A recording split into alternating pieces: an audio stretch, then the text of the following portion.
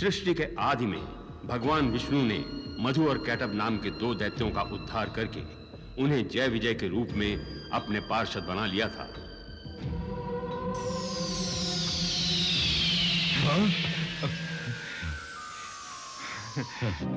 परंतु सनकादि ऋषियों के शाप के कारण उन दोनों को 3 जन्मों तक राक्षस योनि में जन्म लेना पड़ा।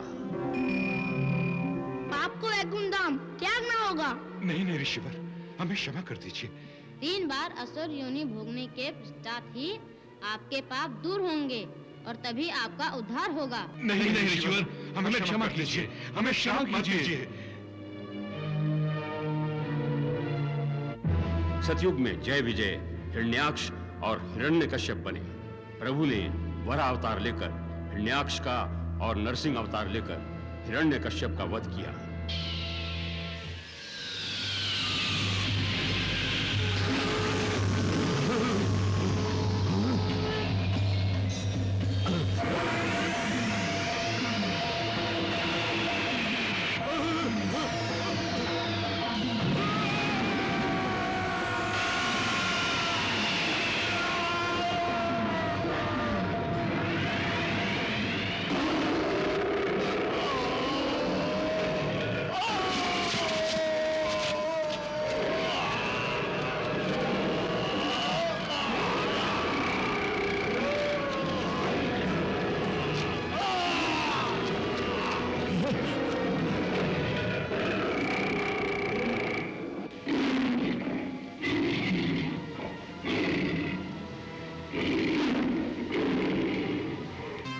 त्रेता युग में मधु रावण के रूप में और कैटभ कुंभकर्ण के रूप में पैदा हुआ।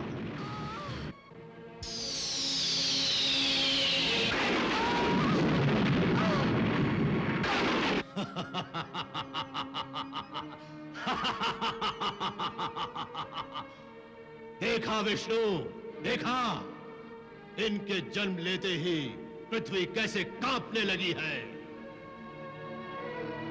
अब तो तुझे विश्वास हो गया होगा कि ये दोनों बालक संपूर्ण ब्रह्मांड पर अपना आधिपत्य स्थापित करेंगे।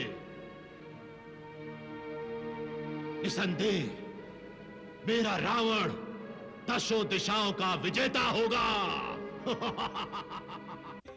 भगवान विष्णु ने राम का अवतार लेकर दोनों का वध किया।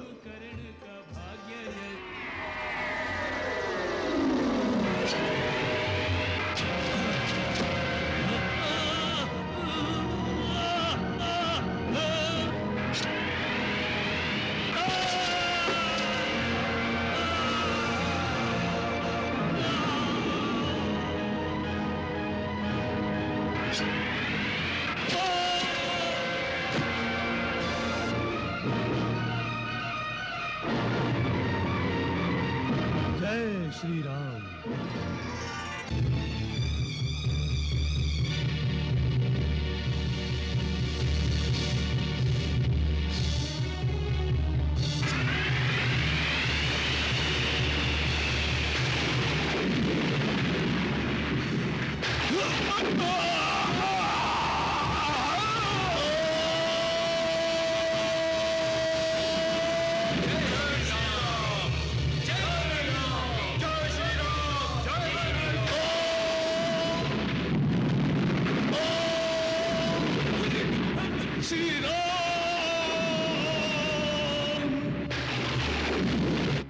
द्वापर युग में जय विजय शिशुपाल और दंत वक्र बनकर जन्मे, परंतु इनके जन्म लेने से पहले ही इन्हें मुक्ति दिलाने के लिए भगवान विष्णु श्री कृष्ण का अवतार ले चुके थे।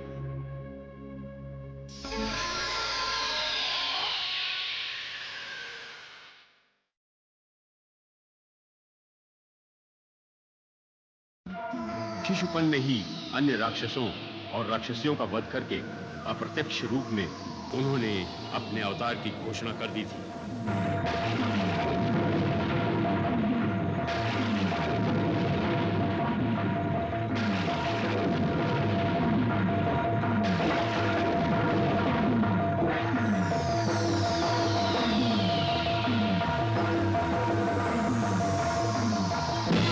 उस समय मगध का राजा सम्राट जरासंध था।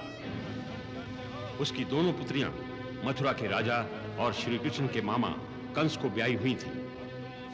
श्री कृष्ण ने जब कंस का वध किया तो जरासंध की बेटियां विधवा हो गईं, जिस पर जरासंध श्री कृष्ण का बैरी हो गया।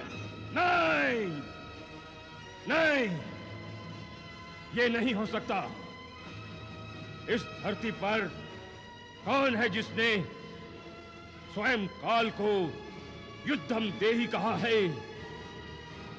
कौन है जिसने उसकी ओर आंख उठाकर देखने का साहस किया है? उसका नाम बताओ गुप्तचर, उसका नाम बताओ। हम उसके साथ साथ उसका नाम लेवा भी जीवित नहीं छोड़ेंगे। जरासंध के सामंतों में एक राजा धमघोष थे, जो चेटी के राजा थे। दूसरे करुष देश के राजा बृहद शर्मा थे।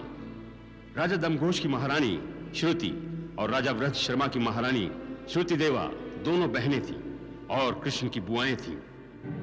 सम्राट जरासंध प्रतिशोध लेने के लिए मथुरा पर आक्रमण करना चाहता था, किंतु उसकी दोनों पुत्रियां मथुरा में थीं और आक्रमण से पहले उन दोनों को मथुरा से अपनी मगध नगरी लाना आवश्यक था। आक्रमण से पूर्व अपनी पुत्रियों की सुरक्षा का प्रबंध कीजिए महाराज। पहले उन्हें मगध में ले आना अति आवश्यक है। राजनीति की आड़ में चेटीराज दमघोष और करुष देश के राजा बृहद शर्मा को कृष्ण के पास भेजना तय हुआ। शिशुपाल और दंतवक्र के जन्म लेने का समय आ गया था, इसलिए कृष्ण की दोनों बुआओं ने अपने अपने स्वामी के साथ संदेश भेजा। आप केवल उससे मेरा ये संदेश कहिएगा। क्या? उसे कहिएगा कि उसकी बुआ श्रुति देवा ने उसके बचपन की लीलाएं सुनी और देखी हैं। वो तो ये भी जानती है कि वृंदावन में उसे भगवान माना जाता है। फिर भगवान के होते हुए उसकी बुआ की गोद सूनी क्यों है? सुना है यदि कृष्ण भगवान का अवतार है तो उसे मेरी ओर से इतना अवश्य कहिएगा कि भगवान की कृपा अपने सगे संबंधियों पर नहीं होती क्या? श्रुति, भगवान के घर देर है, अंधेर नहीं। हमारी संतान होगी, अवश्य होगी। राजा दमघोष और राजा बृहद शर्मा श्रुति और श्रुति देवा का संदेश लेकर मथुरा की ओर चले। ये कौन सेनाएं लेकर जा रहा है महर्षि? हाँ, ये चटीराज दमघोष है। मधु, ये तुम्हारे होने वाले पिता हैं नारायण नारायण। तुम्हारा जन्म इन्हीं के घर में होगा है। अर्थात मुक्ति की संभावना का द्वार खुल रहा है। धन्यवाद देवर्षि। और मेरी मुक्ति का द्वार देवर्षि? बताता हूं।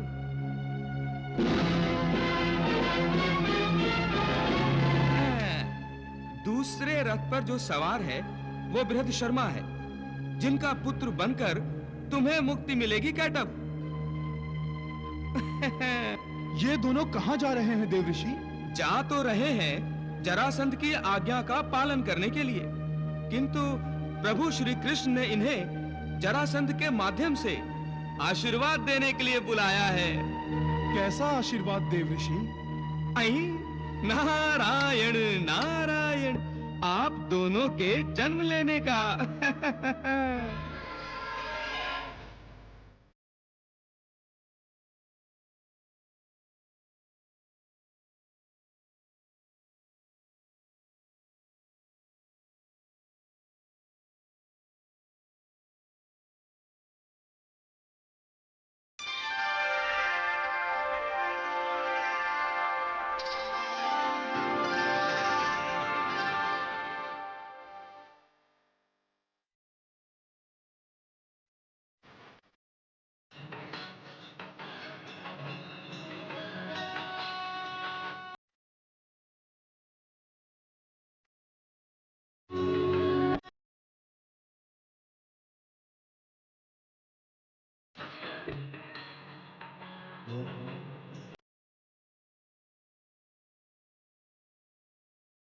प्रणाम। तुम तो अंतर्यामी हो कृष्ण। सभी लोग तुम्हें परमेश्वर का अवतार मानते हैं। तुम्हारी दोनों बुआएं एक ही व्यथा से पीड़ित हैं। मैं और बृहद शर्मा यद्यपि राजा हैं, लेकिन आज तक पिता नहीं बन पाए। श्रुति देवा ने भी यही शिकायत की है तुमसे। श्रुति ने भी यही उलाहना दिया है श्री कृष्ण। ऐसा है तो बुआओं का आशीर्वाद कैसे गवा सकता हूं मैं? उनका उलाहना दूर करने के लिए मुझे उनकी व्यथा समाप्त करनी होगी।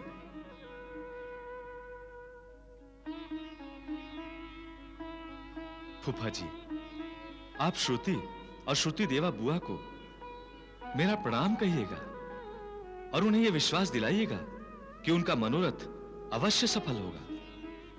वो दोनों शीघ्र ही माता बनेंगी। अरे, ये क्या कर रहे हैं आप लोग? आप दोनों तो बस मुझे आशीर्वाद दीजिए। चलिए, बुआओं की शिकायत तो दूर हो गई। अब आप दोनों का अपनी सेनाओं के साथ यहां आने का जो प्रयोजन है वो बताइए। मेरा अनुमान तो यह है कि आप सम्राट जरासंध की पुत्रियों अर्थात हमारी मामियों को ले जाने आए हैं। हाँ वत्स, तुम ठीक ही कह रहे हो। कभी कभी परवशता अपनी इच्छा के विरुद्ध काम करवाने को विवश करती है।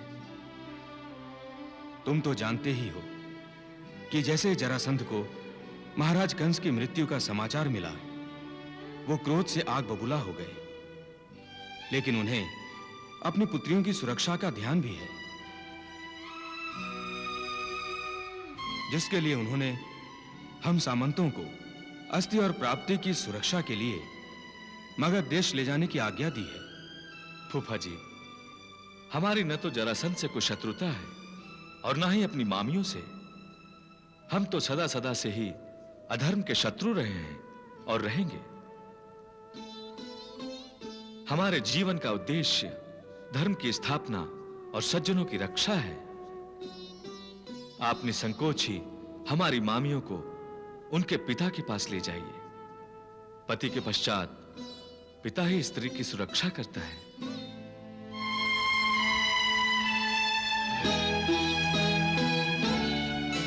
नारायण नारायण। हे त्रिदेवो, बृहद शर्मा और दमघोष को तो वरदान मिल गया। हो गया कल्याण। नारायण नारायण।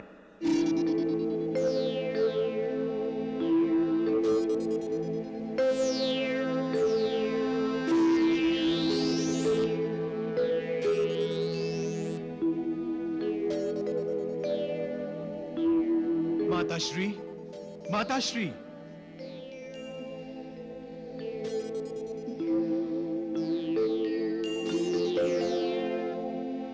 माताश्री, माताश्री। किसने किसने मुझे माताश्री कह के पुकारा?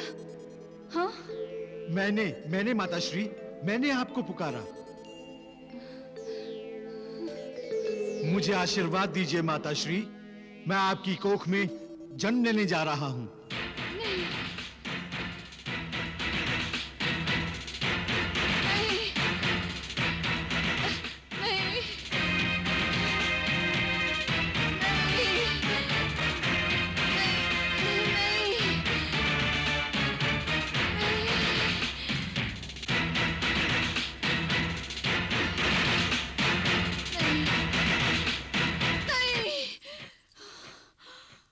स्वामी, स्वामी। क्या हुआ श्रुति देवा? क्या हुआ? तुम इतनी घबराई हो क्यों? क्या कोई बुरा स्वप्न देखा है? हाँ स्वामी, बड़ा भयंकर स्वप्न था। मैंने देखा एक राक्षस ने मुझे माताश्री कहकर मेरी कोख में प्रवेश कर लिया। तो श्री कृष्ण ने जो कहा वो सत्य हो गया।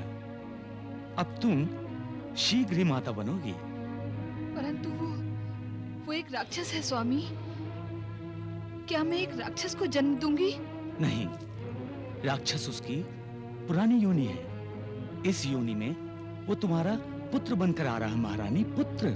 किंतु महाराज। किंतु क्या? भयभीत हो रही हो?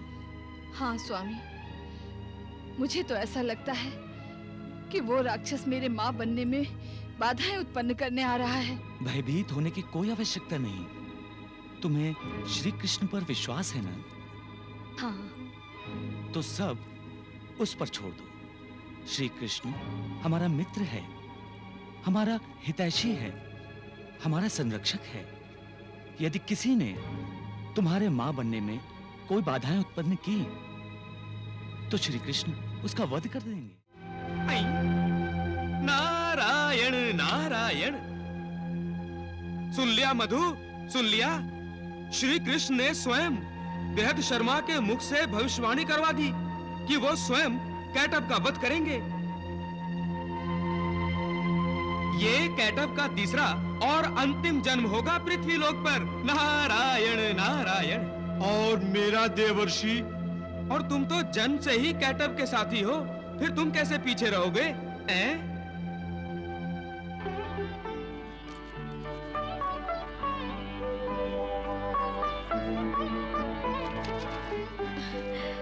दीदी का संदेशा है। अच्छा, पढ़ो तो क्या लिखा है। प्रिय श्रुति, आशीर्वाद।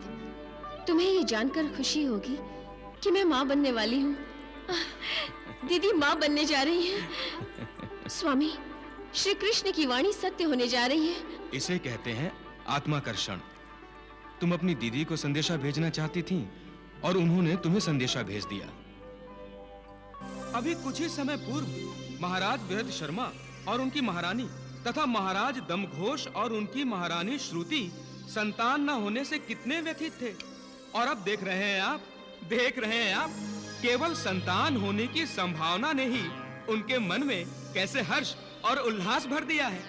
देवर्षि, मन मनुष्य का परम मित्र भी है और परम शत्रु भी। नारायण नारायण। मन बहुत चंचल होता है देवर्षि।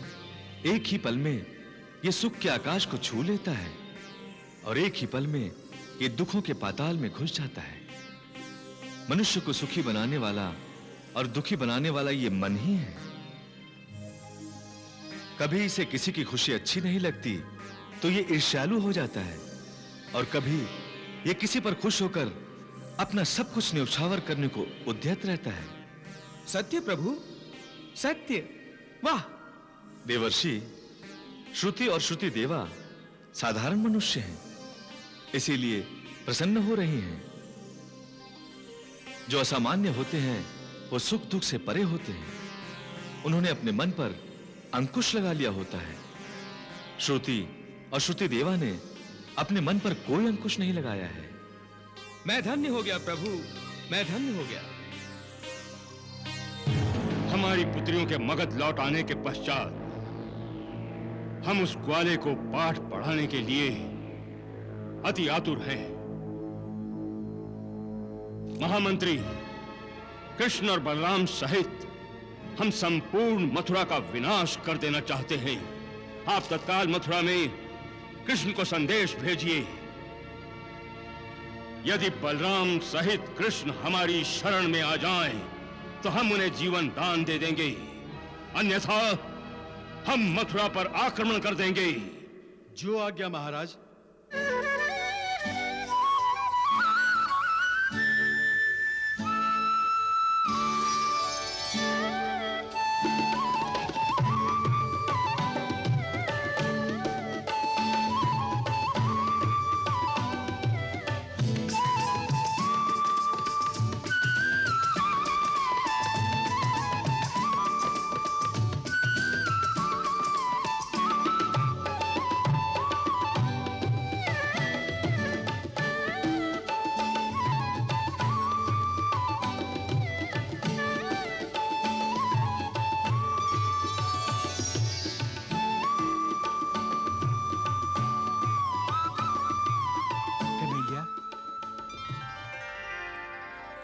प्रणाम दाऊ भैया।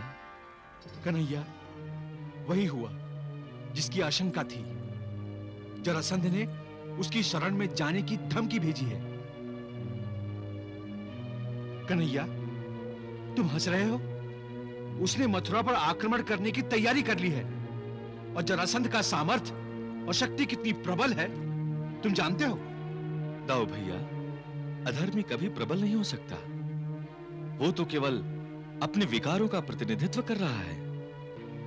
जरासंध ने आक्रमण की जो धमकी दी है, वो उसकी मानसिक दुर्बलता का प्रतीक है। हमारा मन दुर्बल नहीं है दाऊ भैया। हम कभी विकारों के अधीन नहीं हो सकते। तो क्या हम जरासंध को आक्रमण करने का निमंत्रण भेज दें? आक्रमण तो वो करेगा ही, और बार बार करेगा दाऊ भैया, क्योंकि वो विकारों से घिरा हुआ है। किंतु हम उसके सामने झुकेंगे नहीं, उसके आक्रमण का मुंह तोड़ उत्तर देंगे। हाँ दाऊ भैया। तो हम युद्ध करेंगे।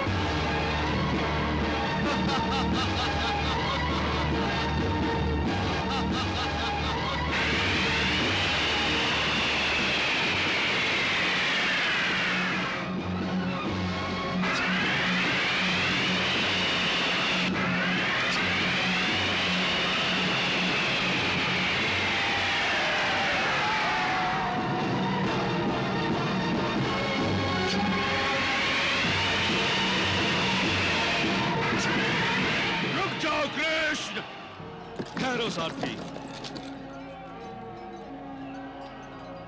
सम्राट जरासंध को प्रणाम। सम्राट मानते हो तो मेरा आधिपत्य स्वीकार क्यों नहीं करते? मेरी शरण में क्यों नहीं आ जाते? शरण में ही जाना है जरासंध, तो तुम्हारी क्यों? उस परमेश्वर की शरण में जाएंगे जो सबका शरण दाता है, तुम्हारा भी। तुम्हारी वाणी बहुत तेज चलती है। मेरे शस्त्र भी उतने ही तेज चलते हैं, देखोगे।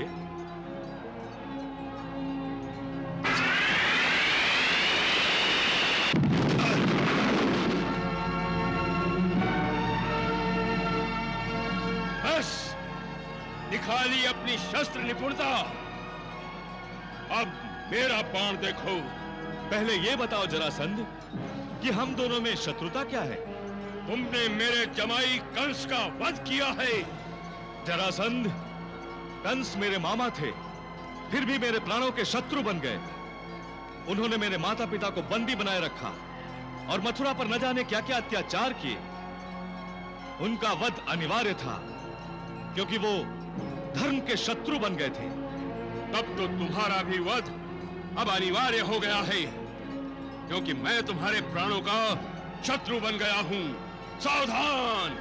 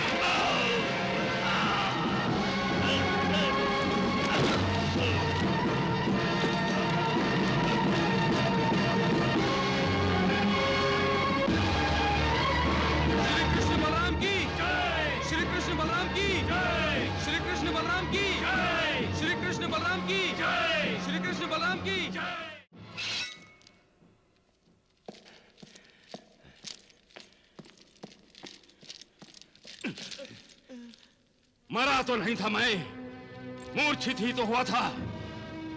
किसकी आज्ञा से तुम मुझे रणभूमि से भगा कर ले आए? किसकी आज्ञा से? मुझे उत्तर दो। मैं कहता हूं, मुझे उत्तर दो। महाराज, मैंने उस समय वही उचित समझा था। तुमने उचित समझा? तुम हो कौन उचित समझने वाली? तुमने मेरे नाम के साथ भगोड़ा लगा दिया। वो वाला तो यही समझेगा ना कि मैं उससे पराजित होकर रण छोड़कर भाग गया।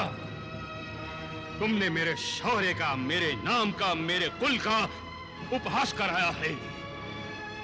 तुमने महापराक्रमी समझे जाने वाले जरासंध का अपमान किया है। तुमने मुझे कापुरुष बना दिया सारथी, कापुरुष। तुम्हारा अपराध अक्षम्य है। जैसे आज तुमने मुझ जीवित को मृत समान बना दिया है, वैसे ही अब तुम भी जीवित नहीं रहोगे। नहीं सम्राट, रुक जाइए। क्यों? क्योंकि ये अपराधी नहीं है महाराज। वो कैसे? आप कृष्ण और बलराम से शत्रुता क्यों कर रहे हैं महाराज? उसने हमारे जमाई की हत्या की है, हमारी दोनों बेटियों को विधवा बनाया है। एक पिता होने के नाते अपनी पुत्रियों के पति के हत्यारे को दंड देना हमारा धर्म है।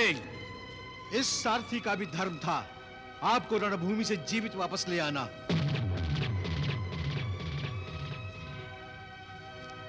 महाराज, अपने स्वामी की हर दशा में रक्षा करना एक सारथी का धर्म है। आपको मूर्छित देख आपको सुरक्षित स्थान पर ले जाना आपके सारथी का धर्म है। उसने भी अपना धर्म निभाया है, कोई अपराध नहीं किया है।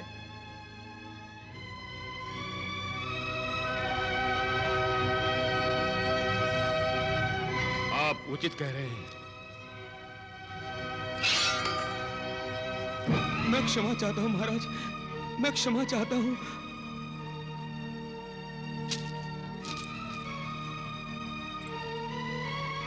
महामंत्री ठीक कहते हैं। तुमने हमारे प्राणों की रक्षा की है, कोई अपराध नहीं किया। तुम्हें तो उपहार मिलना चाहिए।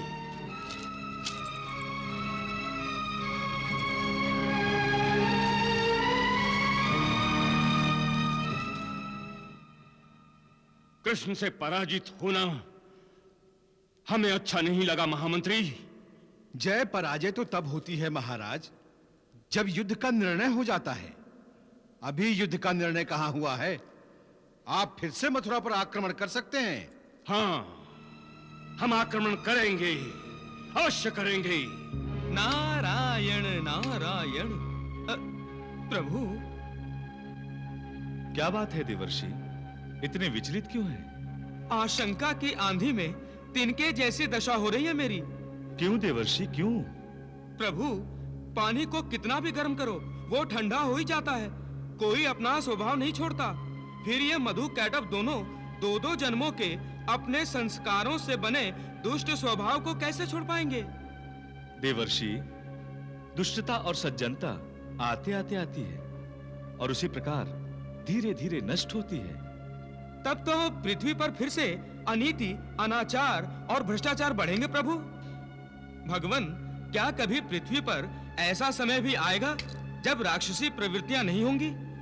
देवर्षि, ऐसा होगा तो धर्म और नीति का महत्व क्या रह जाएगा? मानव कर्म रहित हो जाएगा और कर्म रहित प्राणी जड़ समान है। देवर्षि, मानव योनि कर्म योनि है। जब तक प्राणी मानव शरीर में रहेगा वो भले अथवा बुरे कर्म करता रहेगा। ये कर्म चक्र सदा चलता रहा है और चलता रहेगा। नारायण नारायण।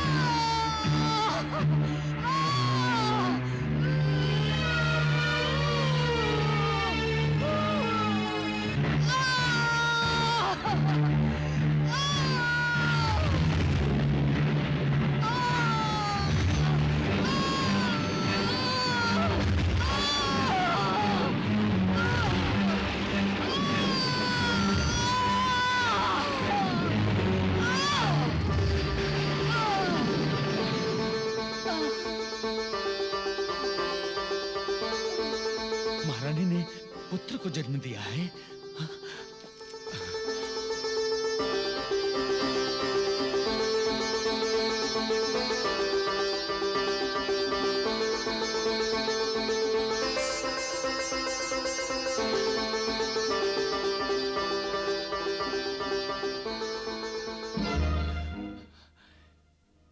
क्या बात है महारानी?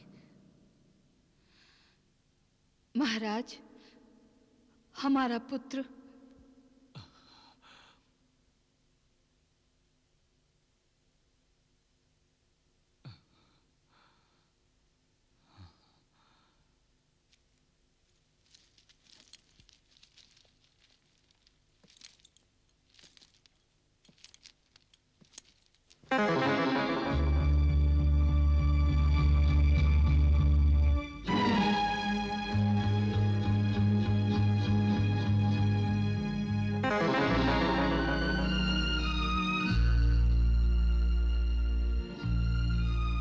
ये भगवान ने हमें कैसा आशीर्वाद दिया है स्वामी।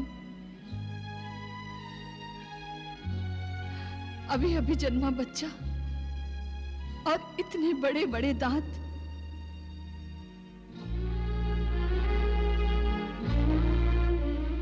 इतने वर्षों पश्चात मैंने अपनी कोख से जन्म भी दिया तो एक राक्षस को।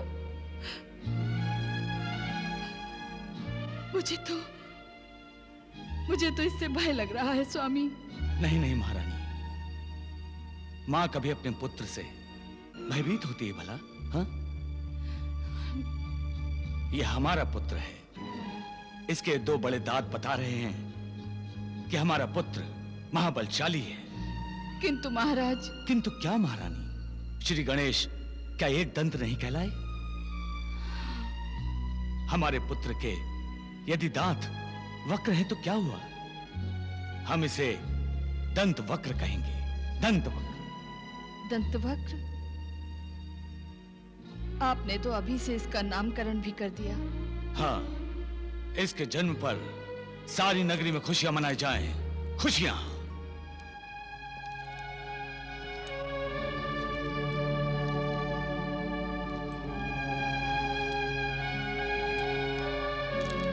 प्रणाम महाराज। बधाई हो, आपको पुत्र लाभ हुआ है। क्या मैं पिता बन गया? मुझे पुत्र हुआ है?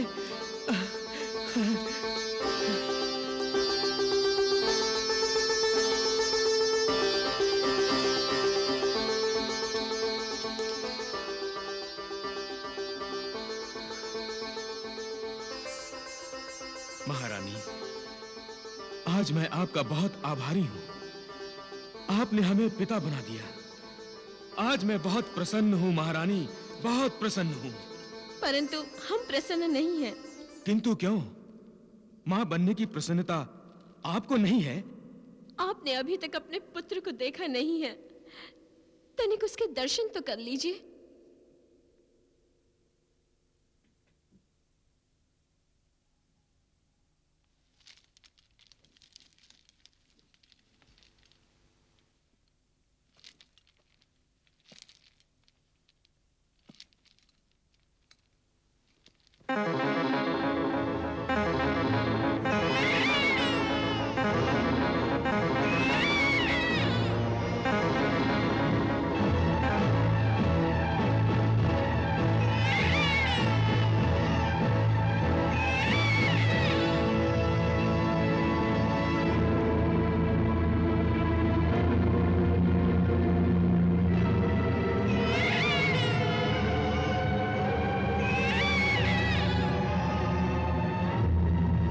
क्या महारानी?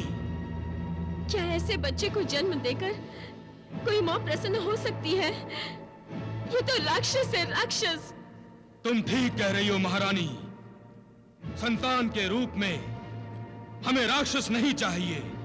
मैं अभी इसे नष्ट कर देता हूं। जेठिराज दमघोष, महारानी श्रुति, अपने पुत्र से भयभीत मत हो। इससे प्रेम करो और इसका उचित रूप से पालन पोषण करो। ये बालक अपने कुल में सर्वाधिक संपन्न और बलशाली होगा।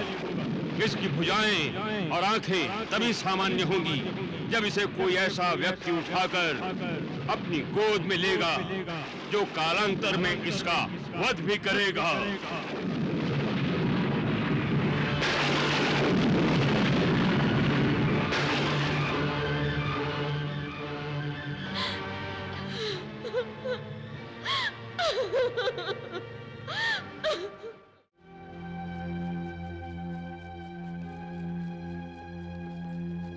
मुझे तुम्हारे मन की बात कभी समझ नहीं आती कन्हैया।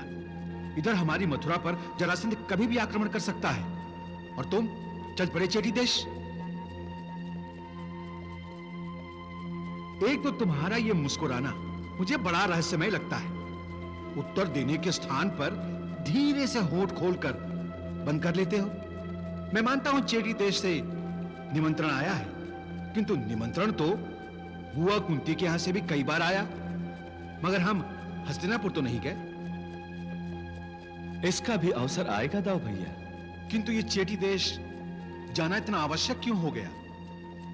इसके पीछे एक रहस्य है दाऊ भैया। क्या श्रुति बुआ का 4 हाथ और 3 नेत्रों वाला पुत्र?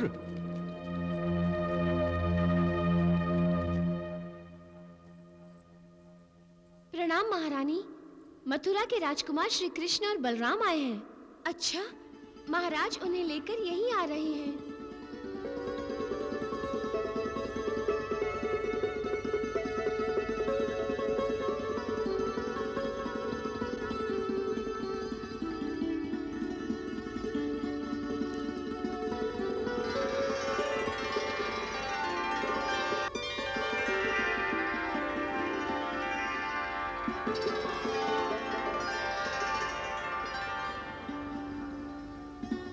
श्री कृष्ण, बलराम। प्रणाम श्रुति बुआ। अब मैं तुम्हें क्या आशीर्वाद दूं? तुम और बलराम मेरे पास आए, ये मेरे अहोभाग्य है। साक्षात परमेश्वर चलकर मेरे पास आए हैं। लगता है पूर्व जन्म में मैंने अवश्य कोई पुण्य कार्य किए होंगे जो तुम मुझे प्रणाम कर रहे हो। तुम्हारे आशीर्वाद से ही तो मुझे पुत्र प्राप्ति हुई है, और मैं तुम्हें आशीर्वाद दूं? श्रुति बुआ, आप हमारी ज्येष्ठ हैं और हमसे श्रेष्ठ भी हैं। आप हमें आशीर्वाद नहीं देंगी तो कौन देगा? कृष्ण, अपने अनुज का कल्याण करो। ये दोनों उसी को देखने तो आए हैं। देखा कृष्ण, हमारा पुत्र भी श्री कृष्ण के दर्शनों के लिए व्याकुल हो रहा है।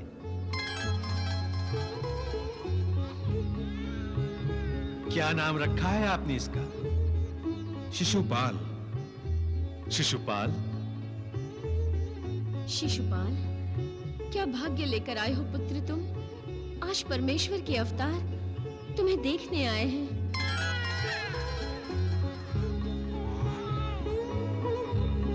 बुआ, शिशुपाल बहुत प्यारा है। देखो देखो, तुम्हें उठाने के लिए कह रहा है।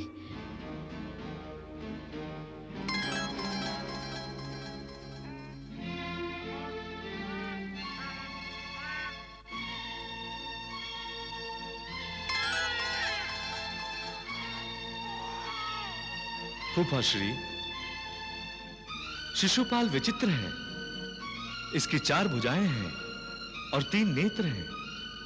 हमारे पुत्र पर तुम्हारी कृपा दृष्टि सदा बनी रहे श्री कृष्ण। कृष्ण, हम भी इसकी विचित्रता देख विस्मित हैं और जानना चाहते हैं कि यह भगवान विष्णु के समान चतुर्भुज और शिव शंकर की भांति त्रिनेत्र वाला क्यों है? क्या इसका यह जीवन अंतिम योनि है? इसके पश्चात यह क्या जन्म मरण के बंधन से मुक्त होकर परमात्मा में विलीन हो जाएगा? इसका उत्तर तो वही दे सकता है जिसके द्वारा गोद में लिए जाने पर इसकी 2 अतिरिक्त भुजाएं छिटक कर गिर जाएंगी और इसका तीसरा नेत्र मुंद जाएगा। ऐसा व्यक्ति साधारण व्यक्ति तो हो नहीं सकता। परमेश्वरत्व प्राप्त कोई असाधारण व्यक्ति ही होगा वो, जिससे इसकी विचित्रता का रहस्य प्राप्त हो जाएगा।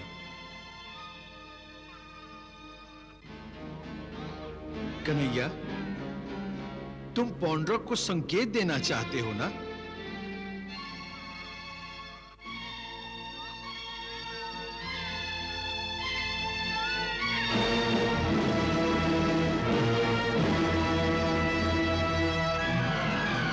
जो कोई शिशुपाल को गोद में लेगा और शिशुपाल के दोनों कृत्रिम हाथ और तीसरा नेत्र अदृश्य हो जाएंगे, उसी के हाथों शिशुपाल का वध होगा।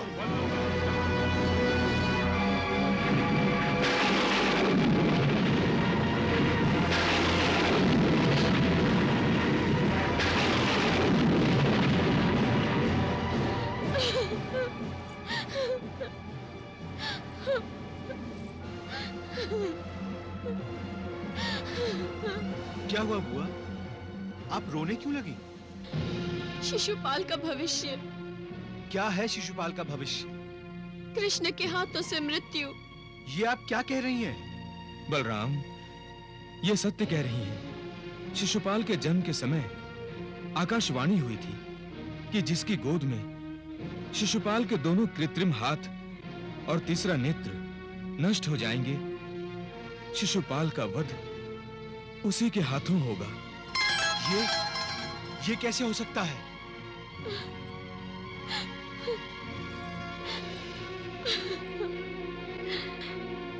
तो क्या तुम अपने छोटे भाई का वध करोगे? नहीं बुआ। मैंने तुम्हारे बारे में बहुत सुना है। तुमने बचपन में पूतना जैसी महाकाय राक्षसी का वध किया था। त्रिनावट, शर्कटासुर, बकासुर, ऐसे कई राक्षसों को मार गिराया है। तुम साधारण मानव नहीं हो, परमात्मा हो। मेरे पुत्र का वध मत करना कृष्ण। मैं अपना आंचल फैलाकर अपने इस पुत्र के जीवन की भीख मांगती हूँ। मुझ पर और अपने इस छोटे भाई पर कृपा करना। बुआ, शिशुपाल मेरा भाई है, मैं इसका वध क्यों करूंगा? किंतु मैं पृथ्वी पर अधर्म और अधर्मियों का विनाश करने आया हूं। मैंने ये अवतार धर्म की पुनः स्थापना के लिए लिया है। जो भी मेरे इस कार्य में बाधा बनेगा, वो मेरा शत्रु होगा, फिर चाहे वो मेरा पुत्र हो, सखा हो अथवा भाई हो।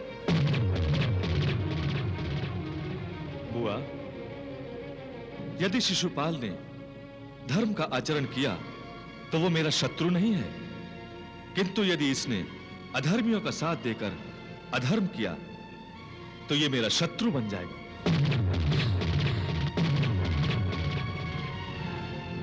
तो क्या तुम शिशुपाल का वध कर दोगे? ये तुम्हारा अनुज है कृष्ण, इसे क्षमा नहीं करोगे? हाँ फूफाश्री, मैं इसे क्षमा भी करूंगा। ये मेरा अनुज है, किंतु तब तक जब तक ये अपने अपराधों की सीमा नहीं तोड़ता। बुआ, मैं आपको वचन देता हूं, मैं एक नहीं, दो नहीं, इसके 100 अपराध क्षमा करूंगा। किंतु उसके पश्चात मैं विवश होऊंगा। आप इसे इतना तो समझा सकती हैं? अवश्य, अवश्य। हम तुम्हारे कृतज्ञ हैं कृष्ण। तुमने हम पर बड़ी कृपा की, बड़ी कृपा की। इसी से तुमने अपने आप को मर्यादा में बांध लिया। हम शिशुपाल पर नियंत्रण रखेंगे, उसे एक भी अपराध करने से रोकेंगे। 100 अपराधों का क्षमा दान देकर तुमने हमारा और अपने फूफा श्री का मान रख लिया। मैं तुम्हें विश्वास दिलाती हूँ कि मैं शिशुपाल को अधर्म के मार्ग पर नहीं चलने दूंगी। अब हमें आज्ञा दें बुआ।